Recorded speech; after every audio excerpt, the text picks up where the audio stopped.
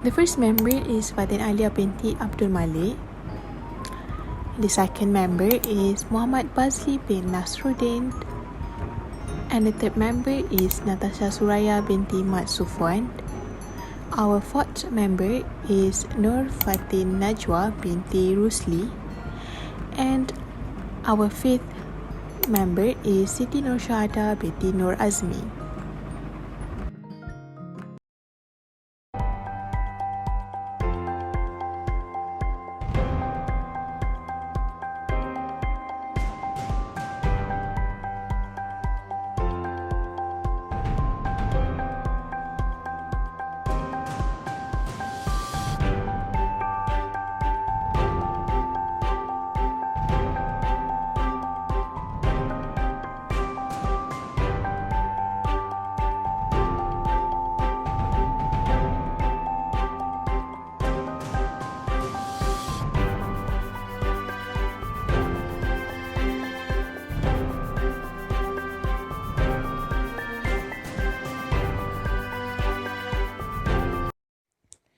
Bank Rakyat, or known as Bank Kerjasama Rakyat Malaysia BERHAD, was founded on 28 September 1954 under the Cooperative Ordinance of 1948, also known as Cooperative Societies Act 1993. Currently, Bank Rakyat is the largest Islamic cooperative bank in Malaysia. The bank's transition from a conventional banking based system to a Sharia-based banking system in 2002 have resulted in positive profit year after year. Bank Rakyat now have more than 147 branches that provide Islamic banking service to its customer.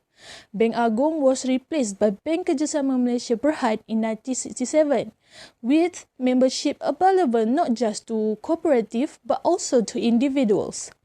Changes in the bylaw lead to the formation of subsidiary corporation and the establishment of branches to serve both consumer and members.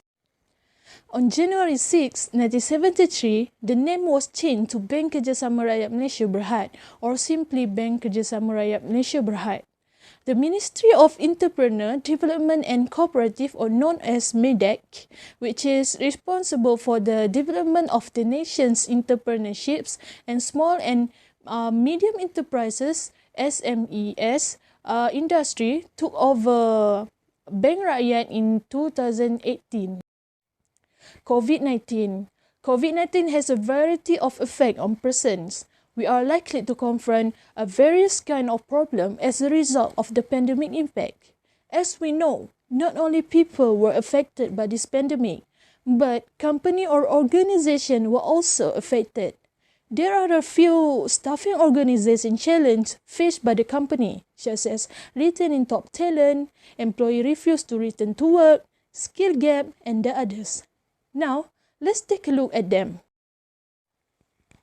Firstly, the staffing organization challenge by Bank Rakyat is retaining top talent. The reason behind this is because employees' personal and professional life have been disturbed and things have been taken a severe turn, especially during this pandemic COVID-19. For example, employees might experience health problems such as being infected with the virus, and because of that, it is so challenging to retain top talent. Next, the other staffing challenges is employees refusing to return to work during a pandemic. The particular reason for these circumstances is employees may have special worries about returning to work, even if the organization has put in place a safe system of work. On the other hand, the skill gap is also one of the staffing organization challenges. The reason behind this is because employers in banking sector are struggling to find skilled and competent employees. In the banking industry, a limitation of skilled candidates is unquestionable a major issue. The development of challenger banks have increased competition for employees with the appropriate training and skill. So, HR managers are having a difficult time finding more potential employees. Besides, The other challenges is job seekers have more choices and more power. This is because job seekers now have more influence than ever before in the current economy. Candidates may be picky about the employment offer they accept, and they may be always on the lookout for better possibilities. This is making it difficult for HR manager trying to appease everybody's need, and because of this, banking sector need to determine and prioritize what is the most important to the workforce. Last but not least, one of the biggest staffing challenges is screening candidates. The reason behind this is because the recruiter did not have enough time to recruit and screen candidates. As a result, organizations end up with poor hires with increased turnover. So, it is so challenging for the company and recruiter. Thank you, Shuhada. My name is NATASYA Suraya binti SUFFWAN, and I'm going to explain about the recruitment and selection practice by Bank Rakyat, which is HR planning. Bank Rakyat face some issues related to stages and surpluses of employees within the organisation, whereby this issue caused by employees' movement in and out from organisation. Therefore, thorough forecasting and planning need to be conducted by Bank Rakyat to ensure that it can be survived in the future. So ladies and gentlemen, based on the posting in JobStreet Malaysia, we can see there are more entry-level job vacancies compared to higher-level job vacancies in Bank Rakyat. It shows that Bank Rakyat implemented the succession planning, replacement planning and outsourcing for their workforce future needs. So let's take a look at each of it. The first one is replacement planning. Replacement planning refers to the short-term planning to fulfill an immediate position if there is an emergency, like the current manager will go into transfer or promote into another position. And it is also known as the backup for top-level positions. For example, every head of department has some candidates under them that they believe have ready and capable to replace his position. Thus, based on the job posting in the job street that mentioned earlier, clearly indicate that Bank Rakyat implemented replacement planning that focusing on internal hiring for its higher level position vacancies. Next is succession planning. Succession planning is long-term planning done by the management because through succession planning, they can monitor the potential internal candidate that suit the managerial position if the leader decides to step down. Therefore, based on the job posting in the job street that mentioned earlier, clearly indicate that Bank Rakyat also emphasised succession planning that focusing on internal hiring for its higher level position vacancies. So, both planning shares the same aim to forecast the future need for workforce availabilities. Besides, Bank Rakyat advertised its job vacancies via website and also external recruiter, which is JobStreet Malaysia. It shows that Bank Rakyat also emphasised the outsourcing strategy in staffing planning to attract more talent pool to join the company. So next, my friend Fatin and Alia will share the other practices. In terms of post-job content and hierarchical relationship that arise among them, jobs are the building blocks of an organization. They are intentionally designed and coordinated in ways that improve the organization's product and service output. Job analysis must thus be examined within the larger framework of job design and the organization as a whole because jobs acquire their needs and rewards through their design. The information gained from job analysis will be used at every stage of the staffing process. The information gathered from the job analysis is used to develop both the job descriptions and also job specification. Based on Joblum, an online career portal, a vacancy was posted by Bank Kerjasama Rakyat Malaysia in a positions of head strategic planning and corporate performance. From there, we can see that Bank Rakyat uses both types of job analysis, which is task-based and also skill-based analysis. As stated in the portal, they mention the tasks under key responsibilities and outputs through the job description. Besides that, Bank Rakyat also mentioned the job specification for that position. Job specification mention the skills and abilities needed to perform the job, such as soft skills or even technical knowledge. Employee information such as educational level, years of experience, physical demand of the job also were mentioned in the job description. This method is called questionnaire, but Bank Rakyat used this method in their job description to ease the process of hiring, so that only qualified candidates will apply to the job. Thank you, Fatin Alia, for the explanation. Now, let's proceed with the next practices, which is recruitment and selection. As we know, recruitment and selection is a process that is often used by an organization to find and appoint their employees, including Bank Rakyat. In recruitment process, Bank Rakyat had used an open recruitment approach to recruit external candidates. Bank Rakyat recruit external candidates through the method of job advertisement and their organization website. This approach is very passive in that anyone can apply for an opening, and all who apply for a position are considered regardless of their qualification. Along with the improvement of technologies, Bank Rakyat are also not left behind to follow these developments by introducing new methods of recruiting, namely digital recruitment. Digital recruitment is one of the easiest ways to recruit because it only uses digital devices such as mobile phones and laptops as a way to conduct an interview. This method shows that the improvement and innovation in recruiting can attract new candidates to apply for jobs in Bank Rakyat due to the way it is easier and save time.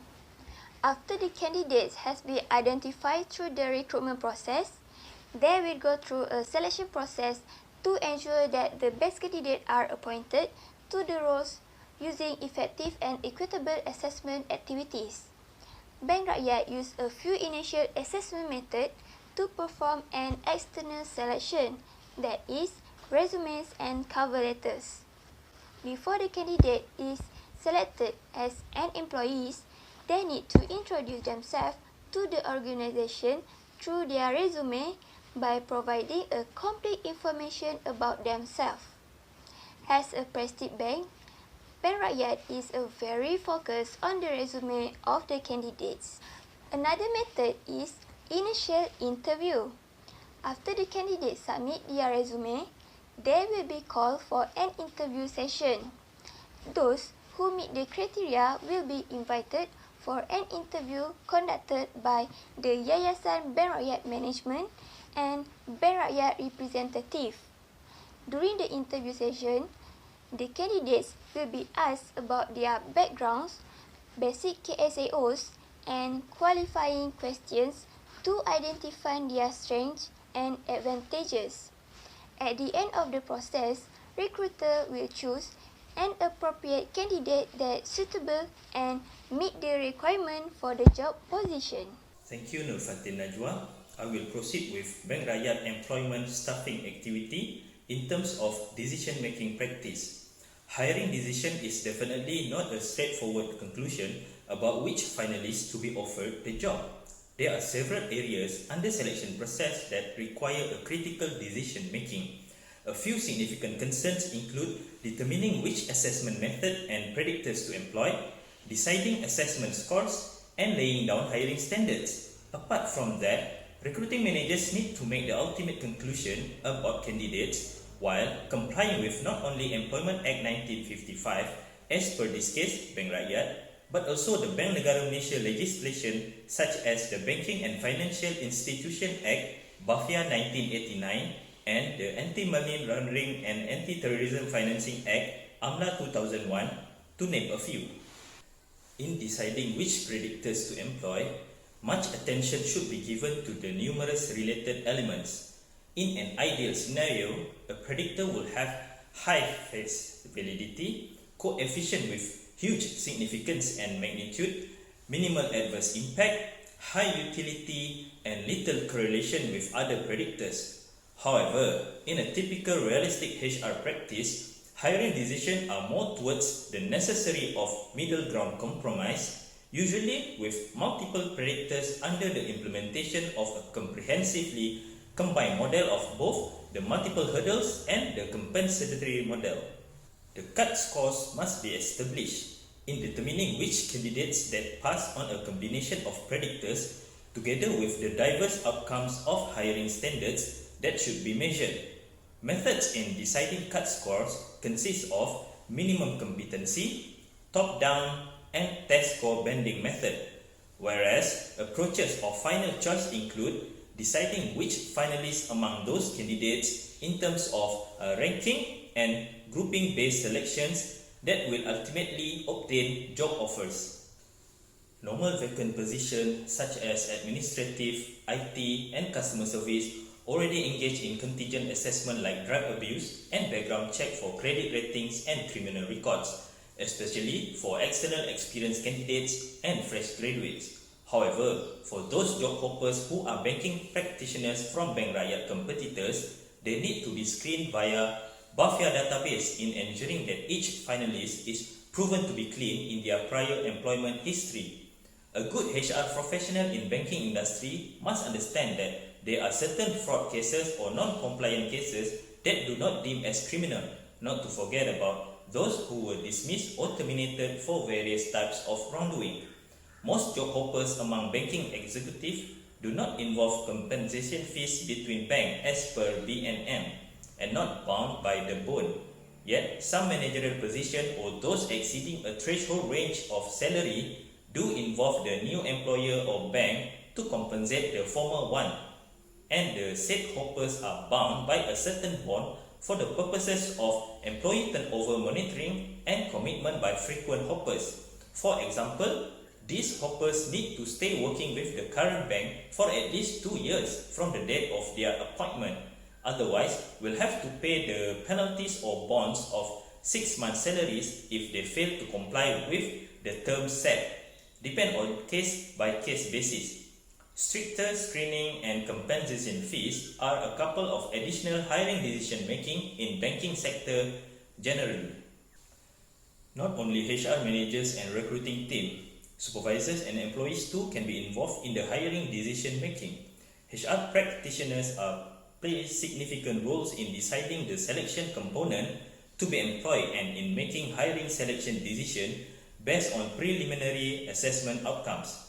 Supervisors or managers largely involved in determining which shortlisted finalists to choose among candidates during the later stage of selection phase, while in some emerging team-based assessment method, employees' participation in the hiring decision-making stage is a welcoming norm in recent HR practice. The Industry 4.0 and COVID-19 outbreak has forced many sectors to adapt to the modern technology. Therefore, it is recommended that Bank Rakyat can adapt its hiring and selection method aligned with this new technology. The first suggestion is recruitment chatbot. Bank Rakyat can improve its recruitment and selection process by introducing the chatbot for new hiring method. The recruitment chatbot is one of the features that use the AI components, whereby in the recruitment context, the chatbot will assist the recruiters in obtaining a direct and quick response from the candidates without having to screen the physical resumes. It is because chatbot helps the company reduce expenses and time to recruit. Besides, it also helps to minimize bias and increase the diversity among the candidates. As time passes by and with current world conditions, the recruitment process has changed a lot, and a company or an organization needs to cope with the changes. Delivering an electronic version of a resume is simply another regular procedure that an applicant must go through in order to apply for a job. But sending a video presentation is a whole another situation. As a recruiter, the hiring manager will notice the candidate's extra effort, and they will have the opportunity to acquire a first impression from this video, which may be critical in choosing the proper persons for the position. While a video conferencing is an online job interview that allows recruiters to choose candidates more swiftly and effectively. HR may utilize video conferencing technology at 3 stages of the hiring process: pre-screening, interviewing, and onboarding. In all 3 cases, video conferencing saves time and money while offering a comparable, if not superior, experience than in-person interviews. Another way of improving Bank Rakyat recruitment is through online hiring, specifically via LinkedIn, one of the largest professional social networking websites. They finally embrace the current decade major trend of banking digitalization. As a well-known bank that's seeking for qualified, specific professional candidates for executive, managerial positions, and leadership roles, which not only limited to banking practitioners, but technologists, digital banking system developers, and analytic experts too. LinkedIn platform provide quite a diverse of candidates' demographic traits.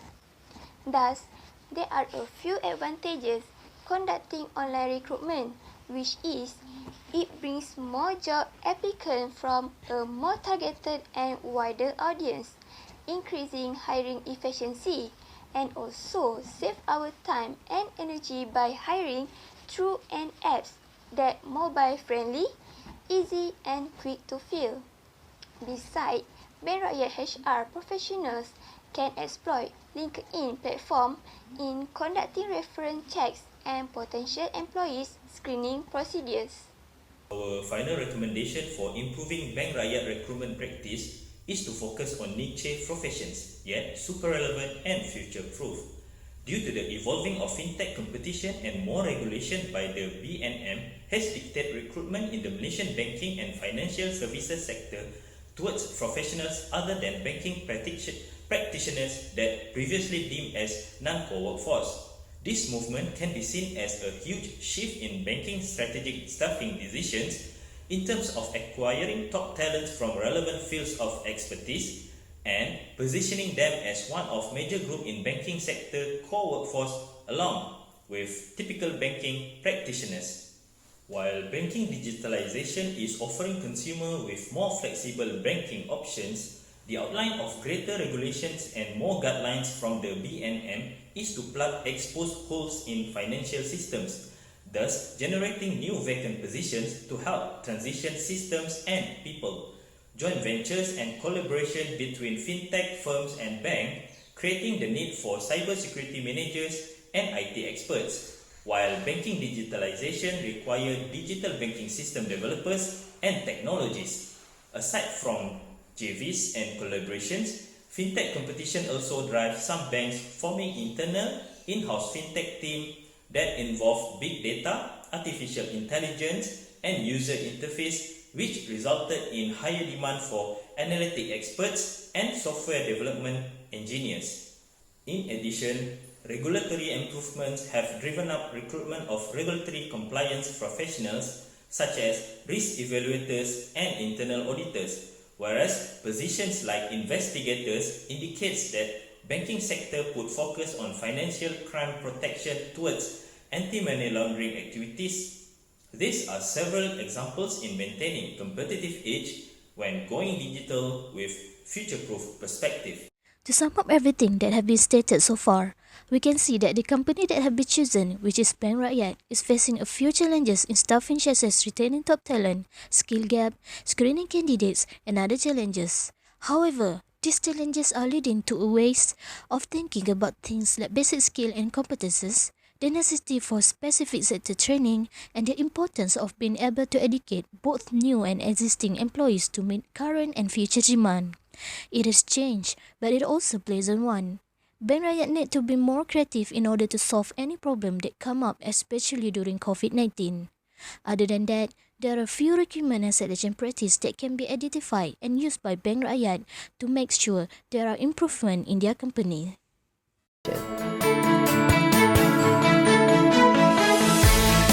We live by our values every day, and this is our way of life. We welcome the new generation to join us in this journey of upholding values and continuous innovation.